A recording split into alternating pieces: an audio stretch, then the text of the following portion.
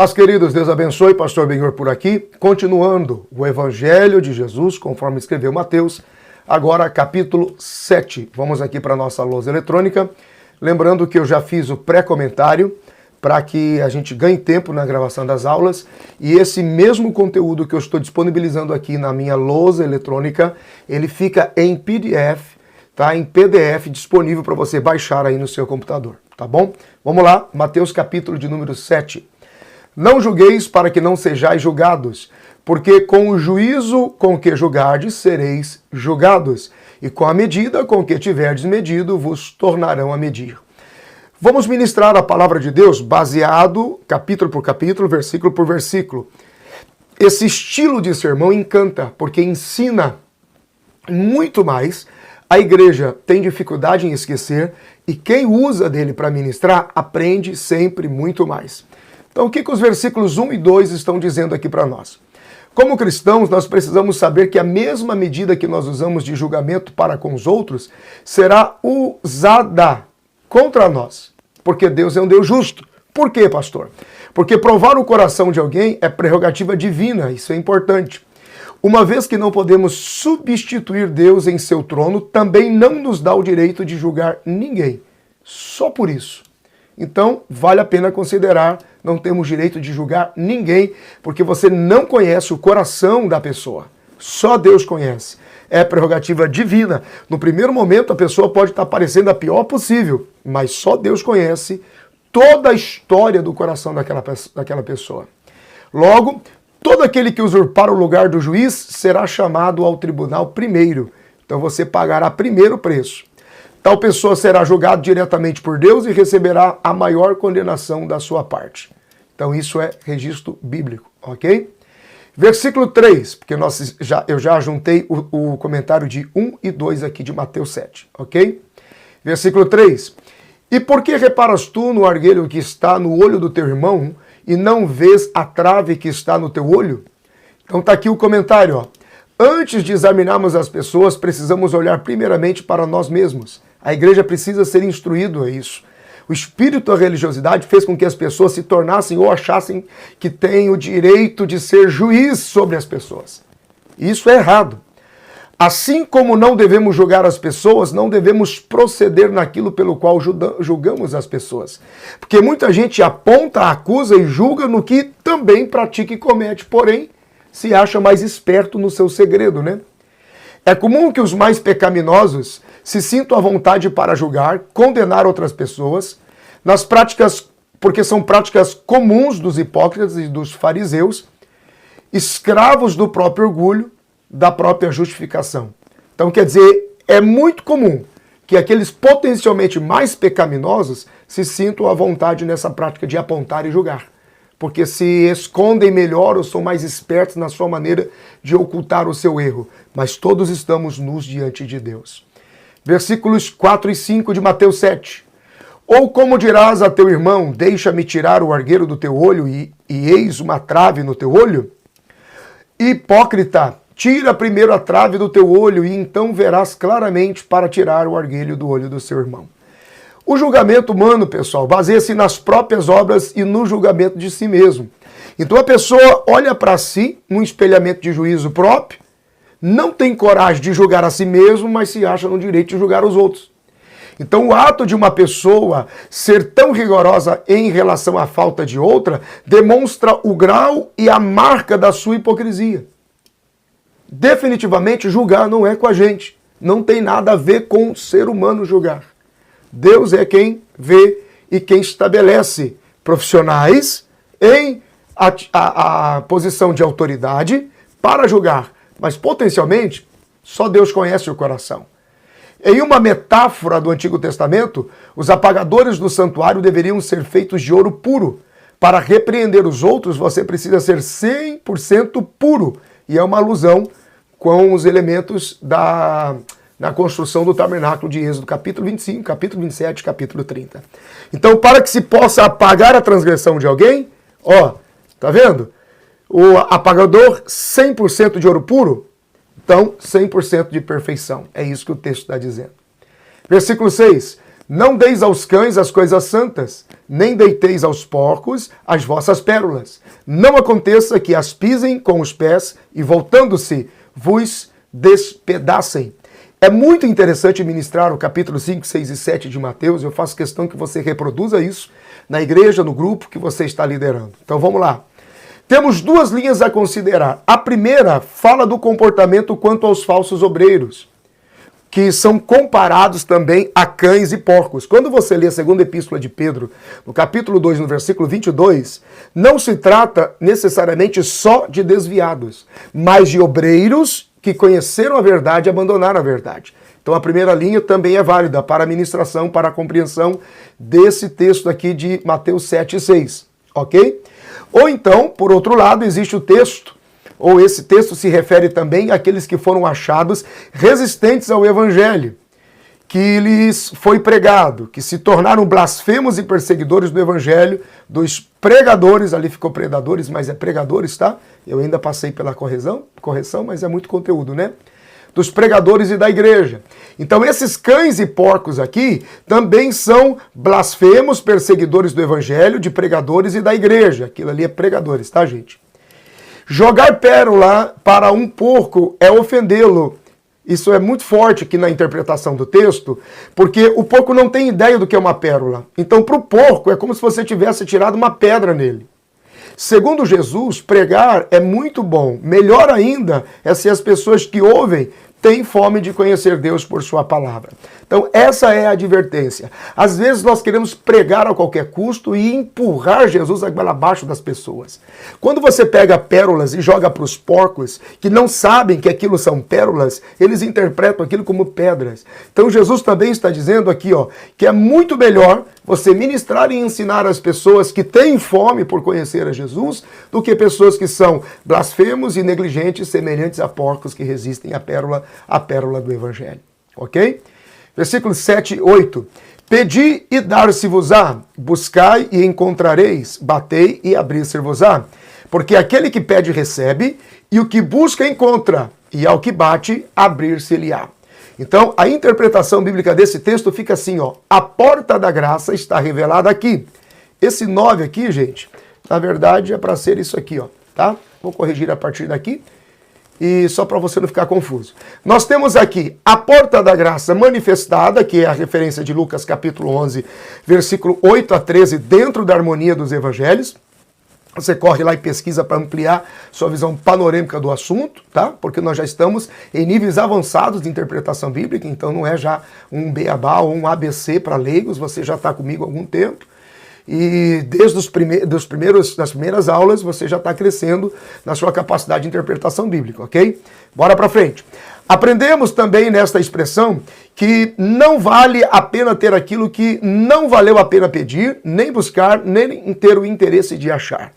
Pastor, eu quero uma revelação, eu preciso de uma revelação, eu preciso de entendimento. Escute o que o Senhor está dizendo. Não vale a pena ter aquilo que não valeu a pena pedir, buscar e ter o interesse de achar.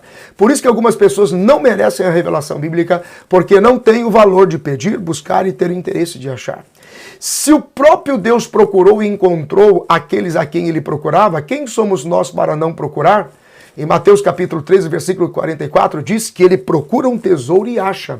Então, se Deus, neste exemplo da parábola daquele senhor que procura o seu tesouro numa terra, num deserto, por que nós também não podemos procurar as revelações da palavra? Então, é merecedor da revelação aquele que pede, aquele que busca e aquele que tem interesse e fome em encontrar. A porta da graça sempre estará aberta para os filhos de Deus. Porque aquele que pede recebe, o que busca encontra, o que bate será aberto. E aqui estão as 3 cláusulas da lei da perseverança. Quais são elas? Pedir, buscar e bater. Às vezes você conversa com alguém dizendo, pastor, eu não estou conseguindo alcançar a graça, o favor de Deus, eu não estou conseguindo viver o sonho de Deus. O que está acontecendo comigo? Será que essa pessoa está praticando as 3 cláusulas da lei da perseverança? É isso que você tem que perguntar para ela. Ela está pedindo? Ela está buscando? Ela está batendo? Percebe? É preciso estar abalizado nas 3 cláusulas da lei da perseverança segundo Jesus. Vamos avançar um pouquinho mais, estamos em Mateus 7, ok? Pegue a Bíblia, acompanha comigo. A aula é dinâmica, bem prática, porém, você pode pausar o vídeo e assistir quantas vezes você quiser, tá? Então, bora pra frente. Versículos 9, 10 e 11, vamos lá. E qual dentre vós é o homem que, pedindo-lhe pão, o seu filho lhe dará uma pedra? E pedindo-lhe peixe, lhe dará uma serpente? Se vós, pois, sendo maus, sabeis dar coisas boas aos vossos filhos, quanto mais vosso Pai, que está nos céus, dará bens aos que lhe pedirem? Então vamos lá. O pão do Pai é o maná. O pão do Filho é o seu corpo na ceia. O pão do Espírito Santo é a palavra de Deus que nos convence, ok? Deus não para de transferir, de dar, de doar aos seus filhos em todos os tempos. A semelhança de dar aos filhos mostra que Deus é um pai muito mais hábil do que os pais naturais. A diferença é que os pais naturais são loucamente amorosos pelos seus filhos e Deus é um pai sabiamente amoroso. Tá vendo a diferença? Deus não é um pai loucamente amoroso, ele é sabiamente amoroso. Por quê? Porque ele sabe, Deus, como sábio, sabe exatamente o que precisamos e na proporção que precisamos. Às vezes, os pais naturais dão o que não se precisa e dão além do que é necessário. Ok? Deus sabe exatamente o que nós precisamos. Versículo 12. Portanto, tudo o que vós quereis que os homens vos façam, fazei-lo também vós. Porque essa é a lei e os profetas. Vamos lá? Os ensinamentos de Cristo não se baseiam somente naquilo que precisamos saber e acreditar, e sim muito mais naquilo que precisamos fazer. Então é lei e profetas para saber e praticar. Saber, praticar. Lei, saber, profetas por em prática. Ok? Interpretação bíblica simples, de caráter devocional, sem teologizar com complexidade, nem com teologia sistemática. É simples para você sair pregando e se tornar e falar com sabedoria e graça. A regra de ouro da igualdade de Cristo é fazer aos outros o que gostaríamos que fizessem a nós. Portanto, tudo o que vós quereis que os homens vos façam, fazei-lhe também. Ok? Versículo de números 13 e 14 estão juntos. Entrai pela porta estreita, porque larga é a porta e espaçoso o caminho que conduz à perdição, e muitos são os que entram por ela. Porque estreita é a porta e apertado o caminho que leva à vida, e muitos há que a encontre, e poucos há que a encontre. Ok? Destaque esses dois versículos porque o comentário é bem interessante. Olha só. Poucos há. Então vamos destacar aqui. Porta estreita, larga é a porta, espaçoso o caminho, conduzindo à perdição, porta estreita, apertado o caminho, levando à vida. Ok? Atenção quanto às oportunidades espaçosas que a vida nos dá, que são muitas. E aqui, Lucas 4, 5 e 6, é a oportunidade que o diabo deu a Jesus para decidir e escolher se prostrar diante de Satanás e tomar o governo do mundo, tomar a autoridade, tomar aquilo que o diabo recebeu do homem por causa do pecado. Então as oportunidades que o diabo quer nos dar, que o mundo quer nos dar, são oportunidades espaçosas. A passagem no deserto, além de ser apertada, além de ser uma estreita passagem entre duas rochas, ela também era extremamente baixa no teto, obrigando as pessoas que passassem por lá, né, a se prostrar e se curvar. Então, caminhar com Cristo, além de ser um caminho apertado, porque nos livra dos espaços do mundo e do pecado, é também um lugar em que nós devemos nos passar prostrados, em oração e total dependência. O final de tudo nessa vida se resume na morte. Então, seguir a multidão do erro pode nos levar para a morte eterna longe de Deus.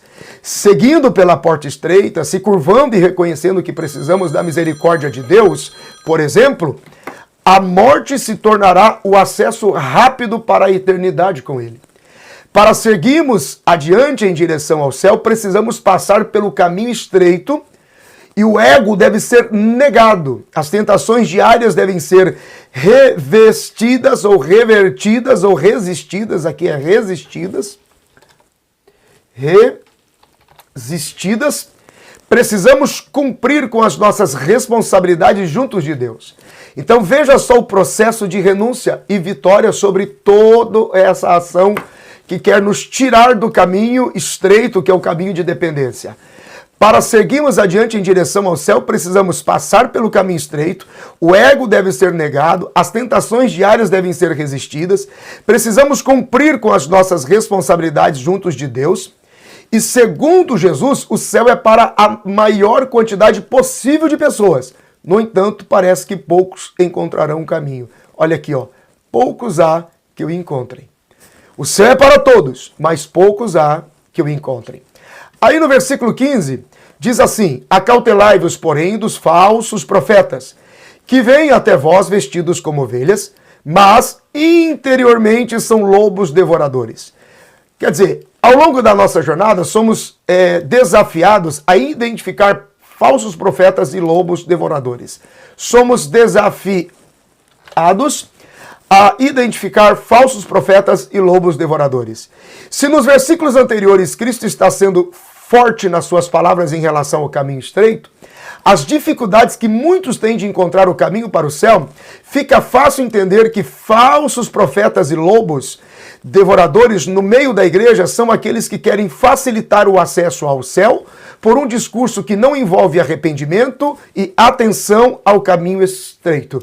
Então, se ele está chamando atenção lá nos versículos anteriores sobre a porta estreita, e aqui ele fala de falsos profetas e lobos, significa que são aqueles que querem facilitar a vida das pessoas, ou pelo menos querer facilitar o acesso ao céu, por um discurso que não envolve arrependimento e nem atenção ao caminho estreito. Logo, profetas são também ensinadores que mostram o caminho. São mestres, falsos mestres também. Segundo Jesus, nos últimos dias se levantarão muitos falsos mestres que envenenariam a alma das pessoas, tirando-as do caminho estreito, tirando-as do caminho do céu, deixando tudo mais fácil. Então isso é extremamente perigoso, precisamos observar como pregadores da palavra. 16, 17, 18 e 19, esses versículos estão juntos. Por seus frutos conhecereis, porventura colhem-se uvas dos espinheiros ou figos dos abrolhos? Assim toda árvore boa produz bons frutos, e toda árvore má produz frutos maus. Não pode a árvore boa dar maus frutos, nem a árvore má dar bons frutos. Toda árvore que não dá bom fruto, corta-se e lança-se no fogo. Portanto, pelos seus frutos os conhecereis. Então vamos lá. Segundo Jesus, os falsos mestres, os falsos profetas geram coisas espinhosas e sofrimentos diversos. Isso pode estar conectado direto com Juízes, capítulo 9, versículo 15. Então os falsos mestres, falsos profetas irão gerar coisas espinhosas e sofrimentos diversos, porque retardarão a vida e o processo na vida das pessoas que ficarão acreditando em mentiras. E isso é muito doloroso. Vai profetizando, vai prometendo e vai produzindo revelações de coisas que não serão vistas, vividas nem experimentadas. Isso vai se tornar como espinhos e como sofrimento diverso, porque a vida não vai fluir, não vai para frente. Vai passar o tempo e aquela promessa do profeta, falso mestre, falso profeta, não vai se cumprir. Não se pode julgar uma árvore pelo casco ou pelas folhas, nem pelo prolongamento dos seus ramos, mas o fruto é gerado de acordo com a árvore. Então, não podemos orar pelo impressionismo ou pela performance do mestre e do profeta em particular, mas os frutos que saem do seu coração. A observação dos frutos fala da observação de como vivem tais profetas e mestres. O versículo de número 19 é enfático quando diz que a única utilidade da árvore má é servir como lenha para o fogo. Percebe lá, ó? Toda árvore que não dá bom fruto será cortada e lançada no fogo. Então você descobre que a única utilidade para uma árvore má é queimar como lenha no fogo. Os frutos revelam o caráter dos que são falsos e dos que são verdadeiros no reino de Deus. Então, observe a vivência fora dos holofotes e do ambiente de ensino e profecia. Forte, não? Versículo 21. Nem todo o que me diz Senhor, Senhor entrará no reino dos céus, mas aquele que faz a vontade do meu Pai que está nos céus. O perigo de se anunciar as palavras de louvor e viver na hipocrisia, fazendo a sua própria vontade. Então, essa hipocrisia, essa atitude ignorante de falar uma coisa e viver outra, será denunciado em breve. As profissões da fé, embora sejam notáveis, não levarão ninguém para o céu, a menos que haja a tempo uma conversão e um arrependimento genuíno de coração.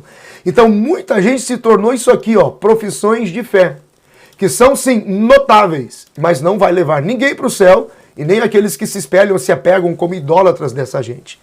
Logo, fazer a vontade do Pai e acreditar em Cristo, se arrepender dos pecados, viver uma vida de santidade, amando e servindo uns aos outros. Aqui está o critério que se espera. Então, a performance das profissões de fé, ainda que notáveis, não nos leva para o céu. O caminho para o céu é viver a vontade do Pai, acreditando em Cristo, se arrependendo dos pecados, vivendo uma vida de santidade, amando e servindo os outros, amando e servindo as pessoas. Se não nos sujeitarmos à vontade de Deus, zombamos de Cristo, quando nós o chamamos de Senhor. E isso aqui, é muito forte. Grave isso aqui que é muito forte, Se não nos sujeitarmos à vontade de Deus, zombamos de Cristo quando nós o chamamos de Senhor. Ok? Pegou isso aqui? Importantíssimo demais, tá bom? Versículo 22. Muitos me dirão naquele dia, Senhor, Senhor, não profetizamos nós em teu nome? E em teu nome não expulsamos demônios? E em teu nome não fizemos muitas maravilhas? Presta atenção nesse texto aqui. Isso aqui, gente, é muito forte. Aqui estão os espinheiros denunciados por Cristo, habilidades e demonstração de dons, profecia, libertação de demônios e outros milagres serão considerados como trevas diante do Senhor. Não serão passaporte de entrada no reino. Por quê? Porque se não nos sujeitarmos à vontade de Deus, zombamos de Cristo quando nós o chamamos de Senhor. Prática de iniquidade é tudo aquilo que a gente faz e Deus não pode participar. Isso acontecerá no dia do julgamento, quando cada homem mostrará o seu próprio caráter, os segredos de cada coração serão manifestos. Então não tem para onde fugir, porque Deus conhece. As pessoas podem achar que estão se livrando agora, mas naquele dia haverá julgamento para essa gente. Jesus deixa claro que muitos podem até comunicar o evangelho, com habilidades, dons incríveis, podem até ajudar muitos a alcançarem o céu, porém eles mesmos não alcançarão. É isso que o Senhor está dizendo aqui. Ok? Versículo 23. E então lhes direi abertamente, nunca vos conheci, apartai-vos de mim, vós que praticais a iniquidade. Quando dons e habilidades de Deus resultam na glória do homem, gente, nunca se viu tanto isso nesses últimos dias. Presta atenção nisso aqui, Quando os dons e habilidades de Deus resultam na glória do homem e no seu bem-estar egoísta, são considerados como prática de demônios, pois não vivem em comunhão com Deus. Prática de iniquidade ou prática de demônios. Deus não pode participar. Quando Cristo veio em carne, ele chamou os pecadores para perto dele, mas quando ele retornar em glória, ele os afastará. Então não se engane. Quando ele veio aqui em carne, ele os atraiu a ele, mas quando ele vier em glória, ele os afastará. Percebe? Isso é muito sério. Versículos 24 a 27. Todo aquele, pois, que escutar estas minhas palavras e as pratica, e coloca em prática, assemelha-lo-ei ao homem prudente que edificou a sua casa sobre a rocha. E desceu a chuva, e correram os rios, e assopraram os ventos, e combateram aquela casa, e não caiu, porque estava edificada sobre a rocha. E aquele que ouve estas minhas palavras e não as cumpre, compará-lo-ei ao homem insensato que edificou a sua casa sobre a areia. E desceu a chuva, e correram os rios, e assopraram ventos, e combateram aquela casa, e caiu, e foi grande a sua queda. Gente, esse texto é importantíssimo. Uma vida com base em prática na palavra de Deus é semelhante ao fundamento de uma casa firme, desde que seja com base na prática da palavra. Não importa a estrutura da casa, a chuva nunca deixará de provar a edificação, mesmo que ela esteja edificada na rocha ou na areia. Em algum momento, toda a estrutura de uma casa será provada pela chuva e pelos ventos. Aqueles que estão alicerçados na palavra de Deus sempre terão que enfrentar chuvas, correntes e ventos fortes. porque é a aprovação da nossa fé. Aquele que não pratica a palavra de Cristo é semelhante ao que estabelece a sua riqueza doméstica em um banco de areia. Ela vai cair. Então não adianta, é a prática da palavra. Logo, nós temos aqui dois grandes segredos. Primeiro, o poder do ensino constrói a casa e o poder da prática mantém a casa de pé. Essas duas coisas aqui precisam ser consideradas de forma urgente. Por favor, olhem isso aqui, gente, é muito forte. O poder do ensino constrói a casa, o poder da prática mantém a casa de pé. Você acredita nisso aí? Forte, não? Então anota isso e ensina isso em nome de Jesus para todos os lugares por onde vocês passarem. Essa é a diferença do mestre para os escribas. O mestre fala com autoridade, autoridade gerada pela prática do ensino. Então tá aqui, ó. Escrever por escrever, ensinar por viver. Pegaram aqui? Vamos de novo. Escrever por escrever, olha lá, ó, ensinar por viver. Aqui vem a conclusão disso. E aconteceu que, concluindo Jesus este discurso, a multidão se admirou da sua doutrina, porquanto os ensinava como tendo autoridade e não como os escribas. É sobre isso aqui que eu falei, ó. Então, conclusão, os escribas não ensinavam nada de si mesmos, pois eles só escreviam o que Jesus vivia, o que dele se achava nas Escrituras. Diferente de Cristo, que quando proferiu o seu discurso, falava como um juiz que profere a sua sentença, porque ele falava com prática na sua vivência. Mateus, capítulo de número 7. Pregue com ousadia, ensine com ousadia, a Deus seja a glória. Até a próxima aula, que Deus te abençoe. E essa foi mais uma aula do Abba Club. Se você quiser saber mais sobre a escola de interpretação bíblica criativa que mais cresce na internet, clique no link da descrição do vídeo para saber mais. Te vejo nas aulas.